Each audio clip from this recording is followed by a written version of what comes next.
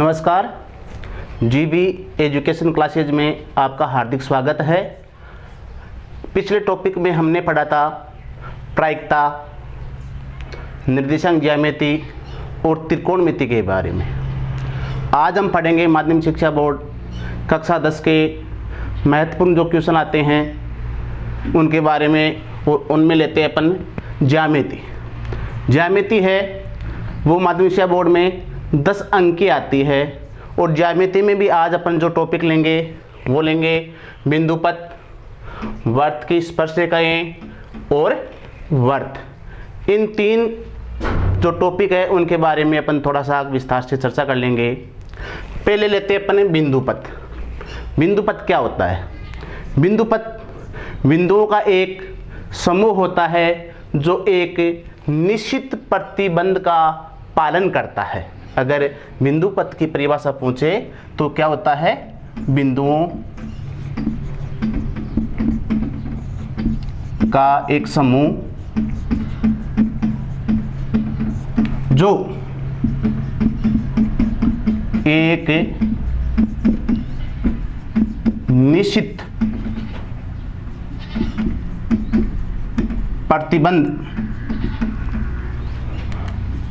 का पालन करे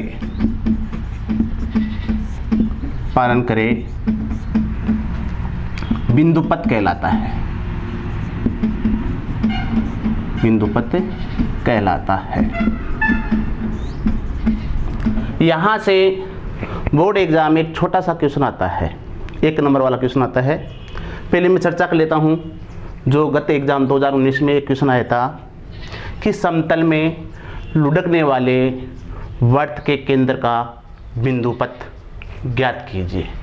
कि समतल, ये समतल है और ये कोई वर्त है, ये लुढ़क रहा है और केंद्र का बिंदुपथ पहुंचा है, तो इसका आंसर होगा, प्रश्न क्या था अपना, कि समतल में लुढ़कने वाले वर्त के केंद्र का बिंदुपथ। तो इस केंद्र का बिंदुपथ पहुंचा है तो आगे तक जाएगा, केंद्र इस प्रकार से रहेगा और ये समतल है, तो इसका आंसर होगा समतल के समांतर। जो केंद्र होगा लुढ़केगा तो क्या होगा? उसके समांतर होगा। ऐसे ही छोटे क्वेश्चन बनते हैं यहाँ कि दो बिंदुओं से समदूरस्थ बिंदु का बिंदुपथ। दो बिंदु दे दिया आपको, ए और बी। अब उनके लिए उनसे समदूरस्थ बिंदु का बिंदुपथ पूछेगा, तो ये बिंदु ए है और ये बिंदु बी है। इनका बिंदुपथ पूछता है तो ये अपन क्या रेखाखंड कह देते हैं बी, और इससे समदूरस्थ बिंदु का बिंदुपथ पूछता है तो जो रेखाखंड है उसका लंब समद्विभाजक करते हैं। तो इसका आंसर होगा कि रेखाखंड का लंब समद्विभाजक, इस प्रकार से लंब समद्विभाजक, ये इसका बिंदुपथ हो गया। ये जो रेखा अपन ए बी है इसको पी क्यू ले लिए अपने से, मान लो 1 मिनट। तो ए और बी से पी समान दूरी पे है और क्यू भी क्या है? समान दूरी पे है, और पी क्यू पे भी बहुत से अनेक अनंत बिंदु है। कोई भी बिंदु ले लो, वो दोनों से क्या होगा? समदूरस्थ होगा। एक क्वेश्चन बनता है यहाँ कि दो प्रतिच्छेदी रेखाएं हैं और उन रेखाओं से समदूरस्थ बिंदु का बिंदुपथ। तो इसके लिए होगा, दो प्रतिच्छेदी रेखाएं हैं इस प्रकार से, एक दूसरे को प्रतिच्छेद करती है और उन रेखाओं से समदूरस्थ बिंदु का बिंदुपथ। तो इसका आंसर होगा कि दोनों जो प्रतिच्छेदी रेखाएं हैं जिस बिंदु पे काटती है उस बिंदु पे बनने वाला कोण, उस बिंदु पे बनने वाले कोण का समद्विभाजक दोनों रेखाओं से, प्रतिच्छेद रेखाओं से क्या होगा? समदूरस्थ होगा। इस प्रकार से दूरियां क्या होगी इसकी? समान होगी दोनों रेखाओं से। तो ये भी महत्वपूर्ण क्वेश्चन है। फिर बिंदुपथ में अपन थोड़ी चर्चा करेंगे त्रिभुजों के बारे में।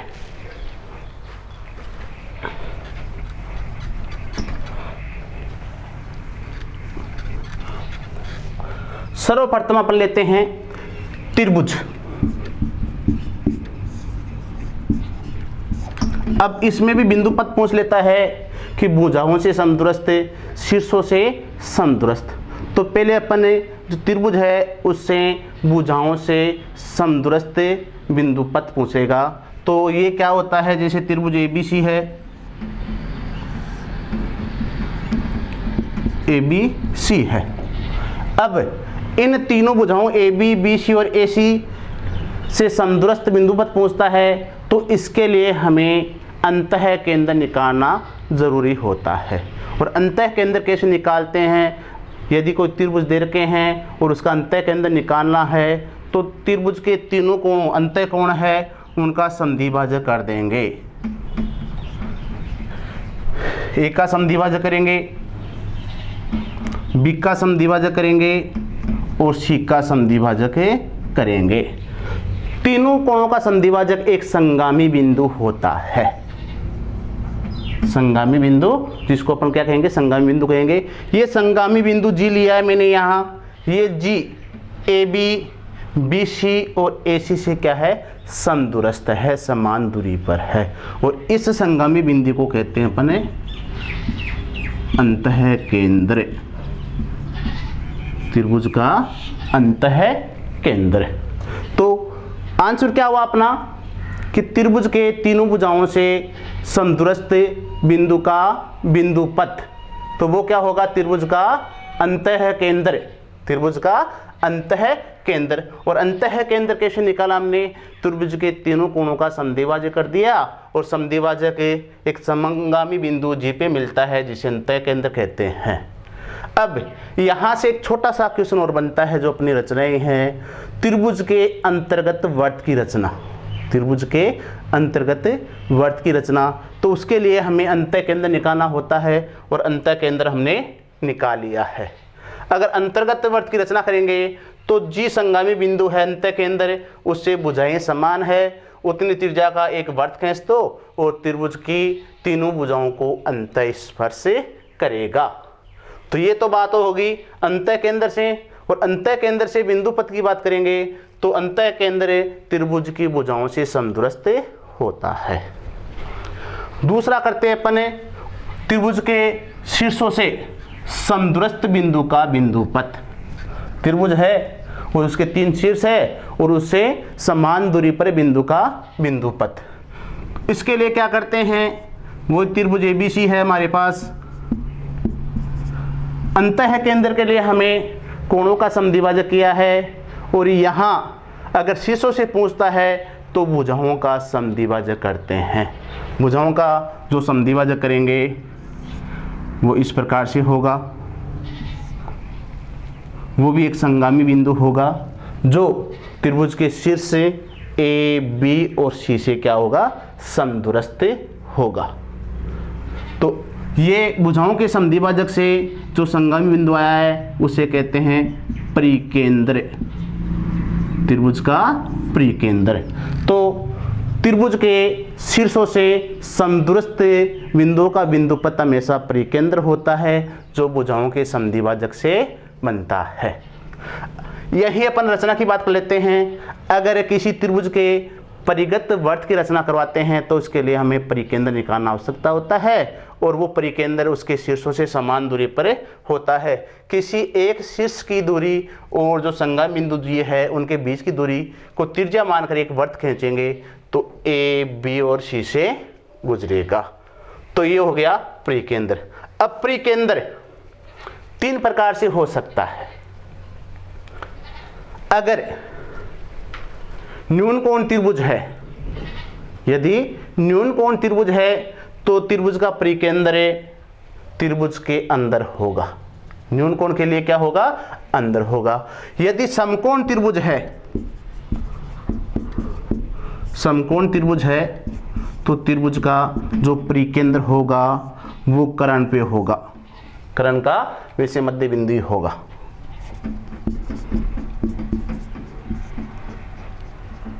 कहने का मतलब है कर्ण पे होगा। तीसरा है अगर त्रिभुज अधिक कोण त्रिभुज है। अधिक कोण त्रिभुज का मतलब ऐसा त्रिभुज जिसका एक कोण 90 डिग्री से अधिक हो, उसका केंद्र हमेशा त्रिभुज के बाहर होगा। तो यहाँ अपन परिकेंद्र की बात कर रहे हैं। परिकेंद्र न्यून कोण त्रिभुज में त्रिभुज केंद्र होता है, समकोण त्रिभुज में करण पे होता है, भुजा पे जो भुजाकरण होती है उस पे होता है, और अधिकोण त्रिभुज में त्रिभुज के बाहर होता है। तो ये तो हो गया परिकेंद्र, अंतः केंद्र हो गया था। अब है त्रिभुज का लंब केंद्र।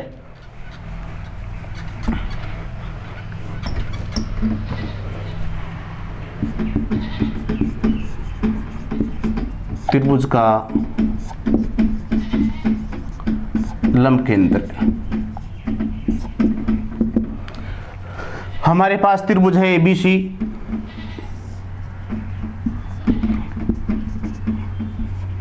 त्रिभुज एबीसी है और उसका लंब केंद्र निकालना है। तो शीर्ष ए से सम्मुख भुजा, सामने की भुजा बीसी पे लंब डाल दो, शीर्ष बी से सम्मुख भुजा एसी पे लंब डाल दो, और शीर्ष सी से सम्मुख भुजा AB पे लंब डाल दो। तो ये जहाँ भी ये लंब केंद्र जहाँ लंब डालेंगे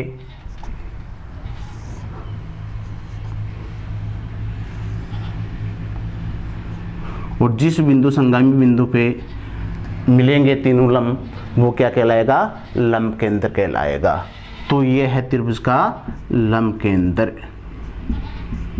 लंब केंद्र कैसे निकालते हैं समझ में आ गया होगा कि क्या करते हैं, त्रिभुज के तीनों शीर्षों से सम्मुख भुजाओं पे लंब डालते हैं और तीनों लंब एक संगामी बिंदु पे मिलेंगे जिसे लंब केंद्र कहेंगे। फिर है त्रिभुज का केंद्रक।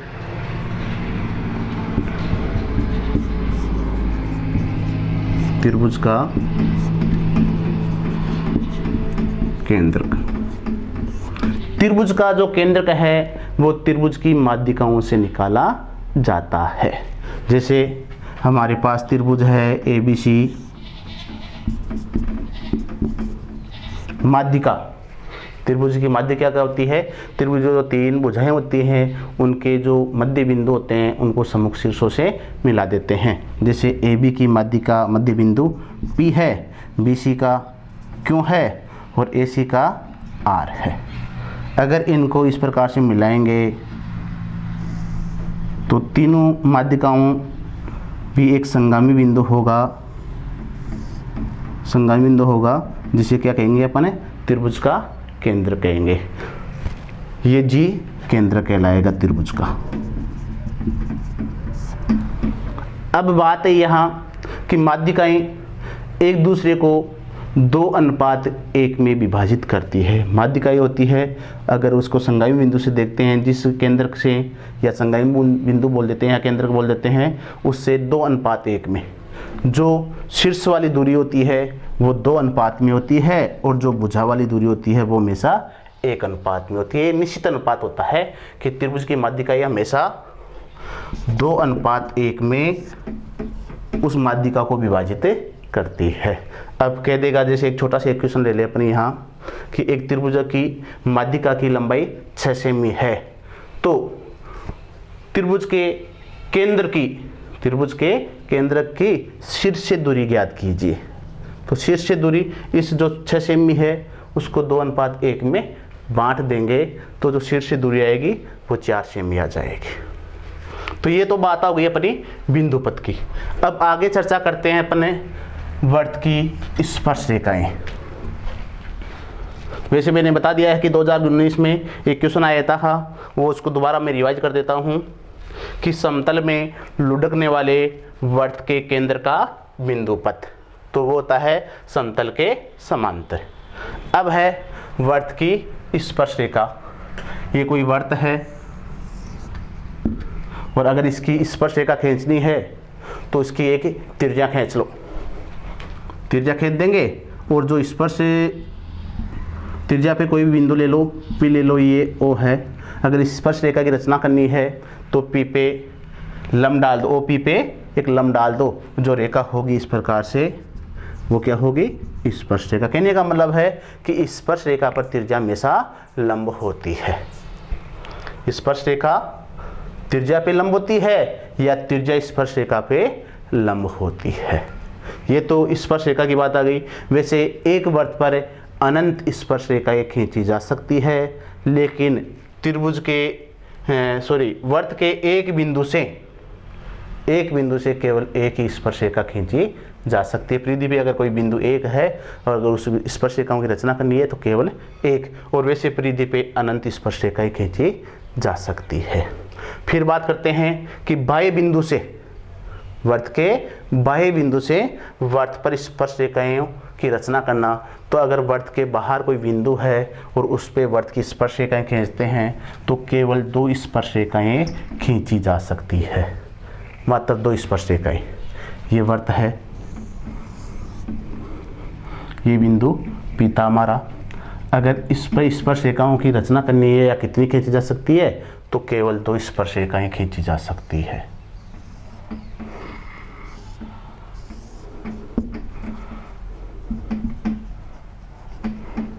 एम और एन, 2 स्पर्शरेखाएं। और ये एक प्रमेय भी है कि वर्त के बाह्य बिंदु से वर्त पर खींची गई स्पर्शरेखाएं लंबाई में समान होती है। कभी कभी एक क्वेश्चन पूछ लेता है कि वर्त के बाहर बिंदु पी से वर्त की 2 स्पर्शरेखाएं खींची गई है, जिनका माप दे दो, या जिन है जो रेखाएं हैं पीएम और पीएन, पीएम और पीएन। यदि पीएम की माप 10 सेमी हो तो पीएन की क्या होगी? तो जिसको पता है कि बाह्य बिंदु से वर्त की स्पर्शरेखा लंबाई में समान होती है, तो अगर पीएम की माप 10 सेमी है तो पीएन की भी कितनी होगी? 10 सेमी होगी। यहाँ से जो क्वेश्चन पूछता है वो कैसे पूछता है, 1-2 क्वेश्चनों की अपन चर्चा कर लेते हैं। जैसे एक छोटा सा के एग्जाम्पल ले लेते हैं कि 5 सेमी त्रिज्या वाले एक वर्त के केंद्र से 13 सेमी दूरी पर बिंदु P लिया गया है। P से वर्त की खींची गई स्पर्शरेखा की लंबाई ज्ञात कीजिए। कोई वर्त है जिसकी हमें त्रिज्या 5 सेमी दे दी है, ये त्रिज्या 5 सेमी है। फिर केंद्र O से कोई भार 13 सेमी दूरी पर कोई बिंदु P लिया गया है और उस P से वर्त की स्पर्शरेखा खींचते हैं, स्पर्शरेखा खींचते हैं और इस स्पर्शरेखा की लंबाई पूछे, इसको R दे देते अपन कि PR की लंबाई ज्ञात करनी है। तो हमें पता है कि स्पर्शरेखा पर त्रिज्या क्या होती है? लंब होती है। स्पर्शरेखा पर त्रिज्या हमेशा लंब होती है। तो ये एक समकोण त्रिभुज बन गया हमारे लिए। ये एक समकोण त्रिभुज बन गया, कौन सा? OPR, जिसमें R क्या है? समकोण है। अगर समकोण त्रिभुज की बात, समकोण त्रिभुज बन रहा है तो समकोण त्रिभुज बनते ही हमें एक बात याद आती है, पाइथागोरस प्रमेय। पाइथागोरस प्रमेय क्या है? समकोण त्रिभुज में कर्ण पे बनने वाला वर्ग हमेशा अन्य 2 भुजाओं पे बनने वाले वर्गों के योग के बराबर होता है। तो समकोण के सामने वाली भुजा हमेशा कर्ण कहलाती है। तो OP तो क्या है? या कर्ण है। अगर OR को लंब मान लेंगे तो PR क्या हो जाएगा? आधार हो जाएगा। तो पाइथागोरस प्रमेय,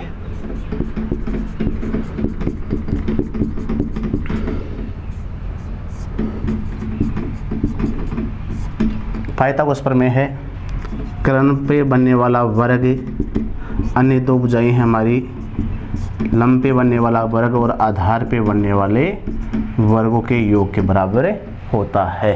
अब अपन क्या मान लेंगे? जो PR है, माना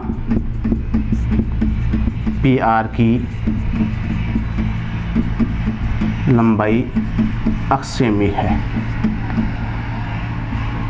अक्षसेमी मान लेंगे और जो पाइथागोरस प्रमेय उसमें रख देंगे। तो यहाँ कर्ण कितना है? 13 का वर्ग। अगर इसको लंब मान रहे हैं तो ये आ गया 5 का स्क्वायर और इसको अक्ष माना तो अक्ष का स्क्वायर। तो ये हो गया हमारे लिए 13 का वर्ग 169 और 5 का वर्ग 25 प्लस अक्ष स्क्वायर, पक्षांतर कर लेंगे 25 का, तो ये आ जाएगा अक्ष स्क्वायर बराबर 169 माइनस 25 बराबर 144। और अक्ष का मान निकालेंगे तो अक्ष का मान आएगा 12 सेमी, वैसे प्लस माइनस आएगा, प्लस माइनस से 12 144 का वर्गमूल निकालेंगे तो क्या जाएगा, प्लस माइनस से 12 आएगा। लेकिन यहाँ दूरी है, दूरी हमेशा धनात्मक ही होती है, ऋणात्मक नहीं होती। तो ये क्या आ गई, स्पर्श रेखा की लंबाई कितनी आ गई, 12 सेमी। ऐसे ही बहुत से क्वेश्चन बनते हैं, जैसे मैंने यहाँ बाह्य बिंदु से केंद्र की दूरी दे दी है, कभी कभी स्पर्श रेखा की दूरी दे देता है, त्रिज्या दे देता है और केंद्र से दूरी पूछ लेता है। तो एक एग्जाम्पल और कर लेते हैं इसका, कि 7 सेमी त्रिज्या वाले वृत्त में कोई बाह्य बिंदु से स्पर्श रेखा खींची गई है। यदि स्पर्श रेखा की लंबाई 24 सेमी हो तो बाह्य बिंदु की वृत्त के केंद्र से दूरी ज्ञात कीजिए।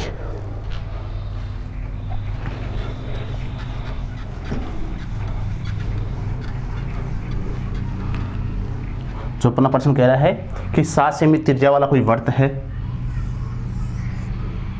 त्रिज्या उसकी 7 सेमी है और स्पर्श कोई बाह्य बिंदु से स्पर्श रेखा की लंबाई दे दी है हमें,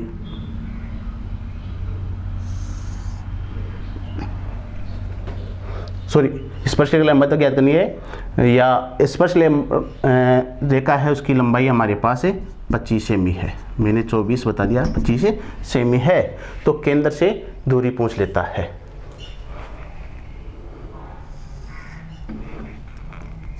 सॉरी 24 सेमी, 24 सेमी है। तो बाह्य बिंदु P की दूरी पूछ लेता है कि केंद्र से बाह्य बिंदु P की दूरी ज्ञात कीजिए। प्रश्न फिर से मैं रिवाइज कर रहा हूँ, 7 सेमी त्रिज्या वाले वृत्त में वृत्त की स्पर्श रेखा की लंबाई 24 सेमी है, तो बाह्य बिंदु से वृत्त के केंद्र की दूरी ज्ञात कीजिए। तो वही बातें हैं, त्रिज्या स्पर्श रेखा पर लंब होती है, वही समकोण त्रिभुज बन गया यहाँ, और समकोण त्रिभुज बन गया है तो हमें OP निकालना है, और OP क्या है, यहाँ कर्ण है। समकोण के सामने वाली भुजा क्या कहलाती है, कर्ण कहलाती है। तो पाइथागोरस प्रमेय में लगाएंगे, तो यहाँ इसको R, तो ये हो गया OP का स्क्वायर, ये कर्ण हो गया, OR square plus PR square, Pythagoras प्रमेय से हो गया कर्ण का स्क्वायर बराबर लंब का स्क्वायर प्लस आधार का स्क्वायर। अब दिया हुआ क्या है हमारे पास, हमारे पास OR दिया हुआ है और PR दिया हुआ है, OP निकालना है।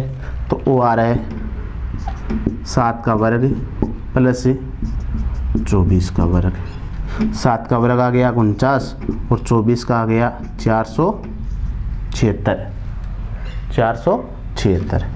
अगर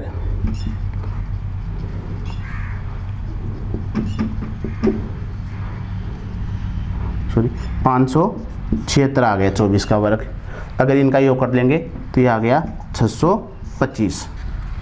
तो OP का वर्ग हो गया 625।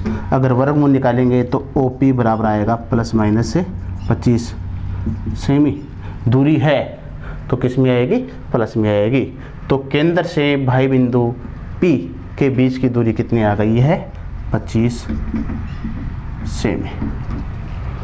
ये बात हो गई। ऐसा क्वेश्चन छोटा क्वेश्चन है पूछ लेता है। कभी कभी यहाँ से अगर बड़ा क्वेश्चन पूछता है तो क्या करता है, कोई वृत्त दे दिया है और वृत्त के बाहर कोई 4 बिंदु दे देते हैं और उनसे स्पर्श रेखाएँ दे देते हैं, उनमें से एक एक स्पर्श रेखा की लंबाई देके बनने वाला बाहर जो चतुर्भुज होता है उसका परिमाप पूछ लेता है। ऐसा क्वेश्चन बड़े वाले क्वेश्चनों में आता है। तो ये हो गई वृत्त की स्पर्श रेखाएँ। तीसरा बिंदु है, वो चर्चा बाद में करेंगे बड़े वाले क्वेश्चनों की, पहले छोटे वाले क्वेश्चन हैं उनकी चर्चा कर रहे हैं। तीसरा अपना बिंदु है वृत्त।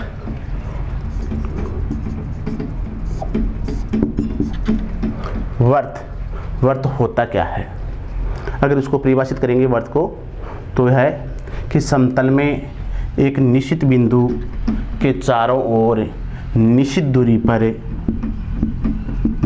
पर स्थित बिंदुओं का बिंदु पथ।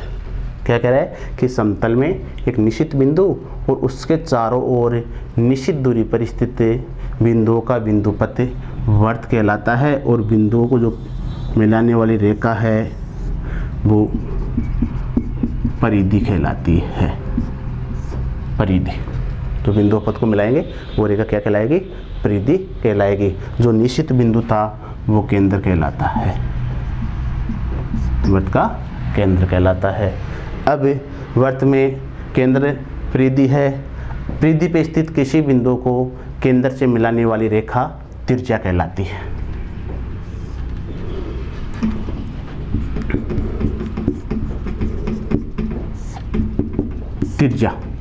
त्रिज्या क्या होती है? वृत्त के केंद्र को परिधि पे स्थित कोई भी बिंदु है उसको मिलाने वाली जो सरल रेखा होती है वो त्रिज्या कहलाती है। फिर है व्यास। व्यास क्या होता है? वृत्त की परिधि पे स्थित दो बिंदुओं को मिलाने वाली सरल रेखा जो वृत्त के केंद्र से गुजरे, हमेशा वृत्त के केंद्र से गुजरती है, वो क्या कहलाती है? व्यास। और व्यास हमेशा त्रिज्या का 2 गुना होता है। 2 गुना त्रिज्या का 2 गुना होता है। अगर व्यास की बात करें, यहाँ से प्रश्न पूछ लेता है तो व्यास हमेशा त्रिज्या का 2 गुना होता है। त्रिज्या देखिए व्यास पूछे तो 2 से गुना कर देंगे, और व्यास देखिए त्रिज्या पूछता है तो उसका आधा कर लेते हैं। फिर है जीवा। ये महत्वपूर्ण है थोड़ा सा। जीवा, अगर इसको परिभाषित करते हैं तो जीवा होती है वृत्त की परिधि पे स्थित 2 बिंदु को मिलाने वाली सरल रेखा। जैसे ये बिंदु ए है और ये बिंदु बी है, इनको जो मिलाने वाली जो सरल रेखा है ये जीवा कहलाती है। एक वृत्त में अनंत व्यास कह सकते हैं, अनंत त्रिज्या कह सकते हैं, अनंत जीवाएं कह सकते हैं। वैसे यहाँ से क्वेश्चन बनता है कि वृत्त की सबसे बड़ी जीवा, तो वृत्त की सबसे बड़ी जीवा वृत्त का व्यास होती है। प्रश्न ये महत्वपूर्ण बनता है कि वृत्त की सबसे बड़ी जीवा है वो हमेशा वृत्त का व्यास होती है। तो ये संबंध हो गया कि जीवा वृत्त की परिधि पे स्थित 2 बिंदुओं को मिलाने वाली सरल रेखा है, वो जीवा कहलाती है, और वृत्त की सबसे बड़ी जीवा हमेशा वृत्त का जो व्यास होता है वो कहलाती है। अब जीवा हमारे पास आ गई तो ए बी जो सरल रेखा है वो जीवा कहलाएगी, लेकिन जो वर्ताकार ए से बी के बीच की जो वर्ताकार दूरी है इसको इस प्रकार से व्यक्त कर लेते हैं। ये क्या कहलाता है? चाप कहलाएगा। क्या कहलाएगा? चाप कहलाएगा। ए बी चाप है। अगर मैं इसको ऐसे लिख दूं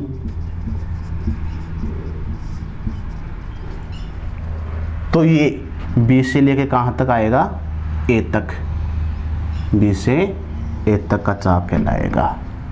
तो वृत्त जीवा वृत्त को 2 भागों में बांटती है। अगर चाप की बात करते हैं तो ये लघु चाप है, ये दीर्घ चाप है। अगर वृत्त के अंदर की बात करते हैं तो ये लघु वर्तखंड है और ये दीर्घ वर्तखंड है। जीवा वृत्त को 2 भागों में बांटती है, और अगर छोटा है तो वो लघु वर्तखंड है और बड़ा है तो दीर्घ वर्तखंड है। अब यही बात कर लेते हैं अपन त्रिज्यखंड की।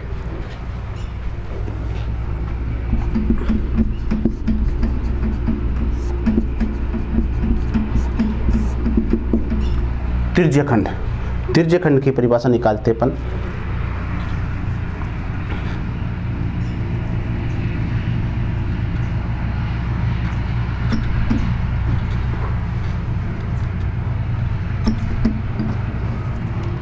ये वर्तापना, ये केंद्र O है, ये बिंदु A है परिधि पे, ये बिंदु B है। 2 त्रिज्याएं जिसमें A और OB 2 त्रिज्याएं हैं, और AB क्या है? एक चाप है। तो परिभाषा देखो इसकी। वृत्त में 2 त्रिज्याओं व एक चाप द्वारा बने खंड को त्रिज्यखंड कहते हैं। वृत्त में 2 त्रिज्याओं व एक चाप के द्वारा बने खंड को त्रिज्यखंड कहते हैं, और त्रिज्यखंड भी वृत्त को 2 भागों में बांटता है। यदि केंद्र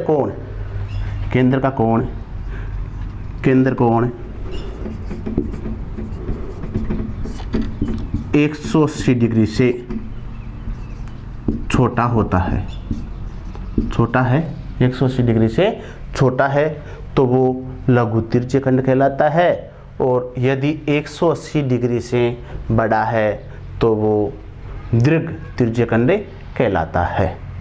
तो लघु के लिए क्या होगा, केंद्र कोण क्या होगा, 180 से छोटा होगा, और दीर्घ के लिए क्या होगा, 180 से बड़ा होगा। तो ये तिर्यकखंड हो गया। अब यही बात कर लेते हैं अपन, तिर्यकखंड आ गया है तो कभी कभी आपको केंद्र कोण दे देता है, त्रिज्या दे देता है, और चाप की लंबाई पूछ लेता है, चाप AB की लंबाई पूछ लेता है। तो AB कहाँ है, वृत्त की परिधि से, वृत्त की परिधि से है, AB वृत्त की परिधि पे स्थित है, और AB के द्वारा केंद्र पे बनने वाला कोण थीटा ले लेते हैं अपन। वो कितना भी हो सकता है, 90 भी हो सकता है, 120 भी हो सकता है, 180 भी हो सकता है, 270 भी हो सकता है। तो अब अगर चाप की लंबाई ज्ञात करनी है और चाप क्या है, वृत्त की परिधि पे है, तो परिधि, वृत्त की परिधि क्या होती है, वृत्त की परिधि होती है 2πr, वृत्त की परिधि होती है हमेशा 2πr। पाई एक नियतांक है, नियतांक का मतलब होता है निश्चित मान, पाई एक नियतांक है, और पाई का मान यहाँ 22/7 है या 3.14, जो भी प्रश्न में दिया होता है वो मान लेते हैं। तो अगर चाप की लंबाई निकालनी है हमें, चाप की, तिर्यकखंड के चाप की लंबाई निकालनी है तो परिधि से निकालेंगे, परिधि क्या है 2πr, और उसको जो केंद्र पे बनने वाला कोण है उसके अनुपात में उसको बांट देते हैं। केंद्र पे बनने वाला कोण यहाँ है थीटा, और वो पूरा कोण कितना है 360, तो θ/360 के अनुपात में बांट के गुणा कर देंगे, तो ये आ गई चाप की लंबाई 2πr θ/360 डिग्री। तो ये आ गया 2πr θ/360 डिग्री। तो ये चाप की लंबाई आ गई।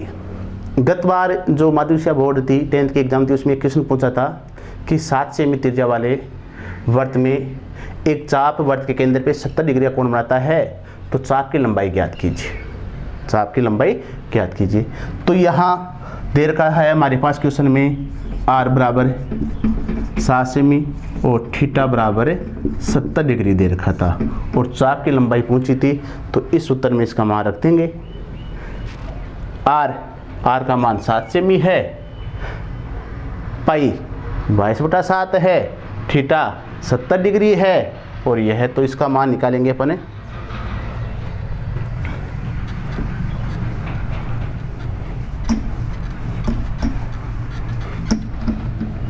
चाप की लंबाई निकालेंगे,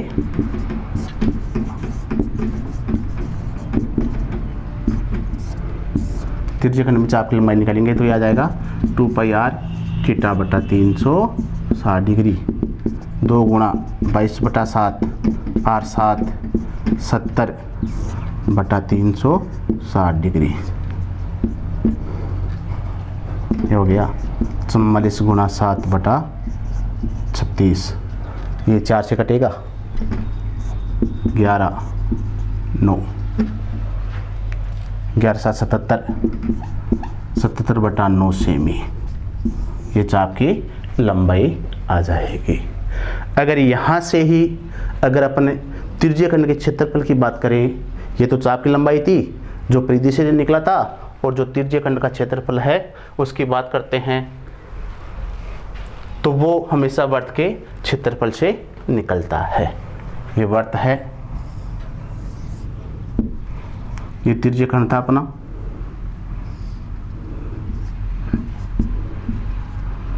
अगर इसकी बात करें अपन, लघु तिर्यकखंड की बात करें, ये कोण थीटा है यहाँ, तो इसका अगर क्षेत्रफल की बात करेंगे तो यह हमेशा वृत्त के क्षेत्रफल से निकलता है, और वृत्त का क्षेत्रफल होता है तिर्यकखंड का क्षेत्रफल,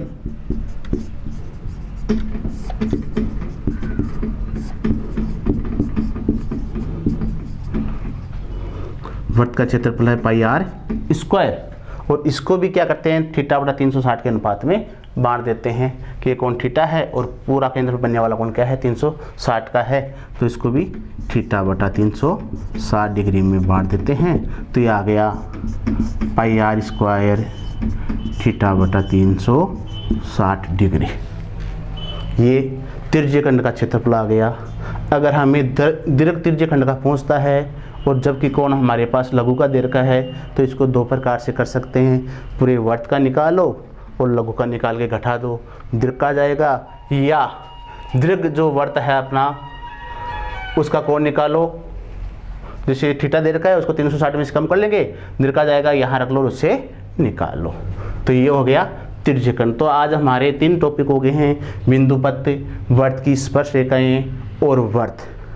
जो अपनी अगली क्लासें हैं उसमें अपने वर्त का क्षेत्रफल है, पृष्ठीय क्षेत्रफल जैसे घन घनाभ है, बेलन शंकु गोला है और उसके साथ में समांतर श्रेणी है, उनके बारे में जानकारी प्राप्त करेंगे। अब बात ऐसी है, अगर ये वीडियो अगर आपको अच्छा लगे तो इसको लाइक करें, शेयर करें। धन्यवाद।